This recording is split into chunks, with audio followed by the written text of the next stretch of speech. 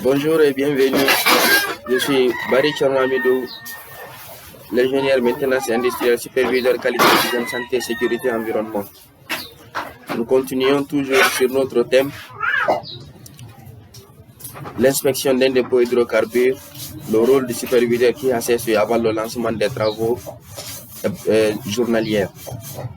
Donc, dans nos vidéos précédentes, nous avons parlé des risques qui sont en 3 étapes: les risques pour la santé, les risques pour la sécurité et les risques sur l'environnement. Après, nous avons parlé sur les modalités d'exposition. Et maintenant, nous allons continuer à parler sur les mesures de prévention.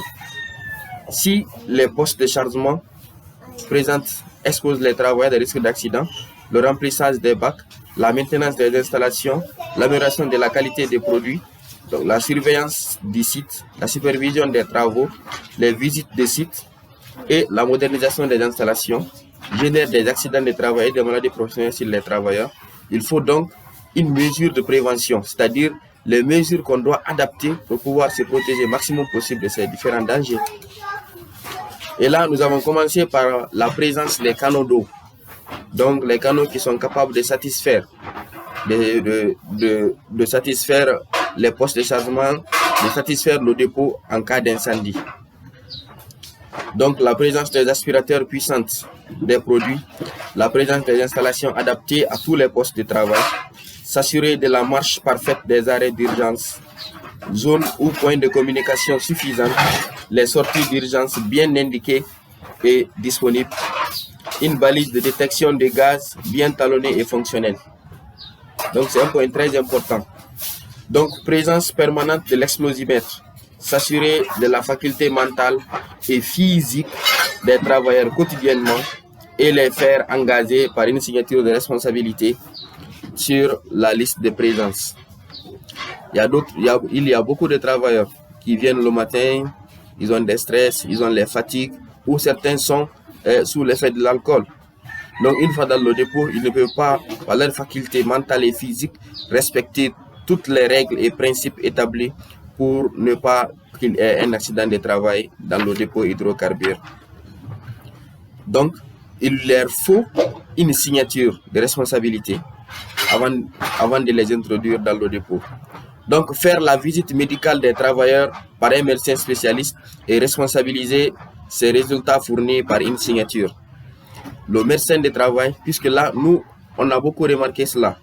On demande une visite médicale et contre une visite médicale dans beaucoup de pays, on échange la visite contre de l'argent. Pendant qu'il a pour objectif détecter les personnes qui peuvent facilement piquer des crises. Donc, surtout, cette fois-ci, le travail va s'exécuter dans un dépôt hydrocarbures où nous sommes exposés à des gaz. Nous sommes exposés à beaucoup de produits qui sont toxiques, qui sont cancérigènes. Donc, facilement, les produits peuvent arrêter le battement du cœur des travailleurs si ça trouve que la visite médicale n'est pas réelle, n'est pas digne. Donc, le médecin de travail doit signer obligatoirement les résultats qu'il fournit et qui peut aussi susciter une poursuite si les résultats ne sont pas fiables. Donc, éviter les mineurs dans la zone de travail. Tous qui n'ont pas plus de 18 ans ne doivent pas introduire, puisque là, on suppose qu'ils n'ont pas encore la faculté mentale de réfléchir sur les risques, sur les conseils, sur les principes qu'on leur donne. Donc, vérifier périodiquement les conduites de la protection incendie, je parle bien de l'eau, les conduites des produits, ça peut être du gasoil, du produit, du kérosène, du pétrole et tout autre élément, des fioles qu'on peut obtenir, les bitumes qui peuvent exister dans le dépôt hydrocarbures. Il faut vérifier leur conduite. Donc, il faut vérifier l'électronique et mécanique de l'installation du dépôt. Ça doit être quotidien. Donc, ça ne faut pas dire, ça peut être périodique ou jusqu'à ce que les maintenanciers oublient certaines parties qui peuvent générer d'accidents. Ce sont des zones qui sont faites pour ne pas qu'il y ait d'accident de travail, pour ne pas qu'il y ait d'incendie, pour ne pas qu'il y ait l'explosion. Donc, ça demande une suivi régulière. Donc, s'assurer de la compatibilité des produits existants dans le dépôt et C entrant. Donc c'est aussi un facteur qui est très important.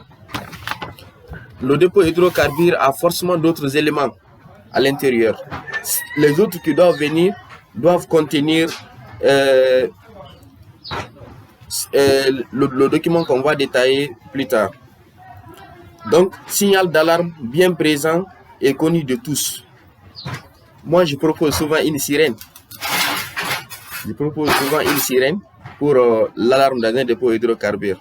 La cause en est que quand on entend l'alarme sur la circulation, par exemple, il y a une des trois choses qui arrivent. Et tout ceci, nous devons céder la route pour eux. Donc, une fois qu'on met ça dans un dépôt hydrocarbure, facilement les travailleurs peuvent se retrouver. Soit c'est un chef qui passe, on ne doit pas s'arrêter devant eux, nos dirigeants. Soit c'est un malade qui arrive. Soit il y a l'incendie quelque part où on doit aller pour protéger aussi. Vous savez, ce département ne se concentre surtout pas sur la protection des matériels, mais du début à la fin, nous faisons une protection pour les travailleurs. Donc, s'assurer de la bonne compréhension des fiches de données sécurité des produits. Donc, la compréhension de cette fiche nous permet de contrôler la rentrée des produits par rapport aux produits existants pour ne pas enclencher le feu. Nous savons tous que le feu a besoin des trois éléments qu'on a déjà parlé sur cette plateforme.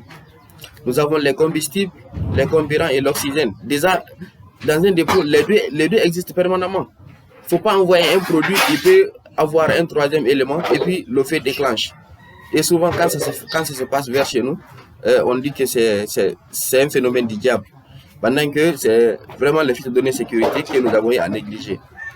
Donc, s'assurer du bon fonctionnement des vannes, instincteurs et essais de groupes de secours. Je vous invite à commenter la vidéo, à critiquer, suggérer ce que vous avez besoin, mais aussi partager pour faire profiter beaucoup plus de personnes. Vous savez, le département qui a CSE n'est pas un département souvent qui enseigne, mais c'est un département qui nous permet ici de faire des rappels. Donc ça nous rappelle des petites choses que nous connaissons, mais qui est capable de sauver des vies. D'accord? Donc, je vous invite à continuer à suivre la page où nous allons continuer à dicter les mesures de prévention ou le rôle que doit jouer le superviseur qualité, hygiène, santé, sécurité. Je vous remercie et à bientôt.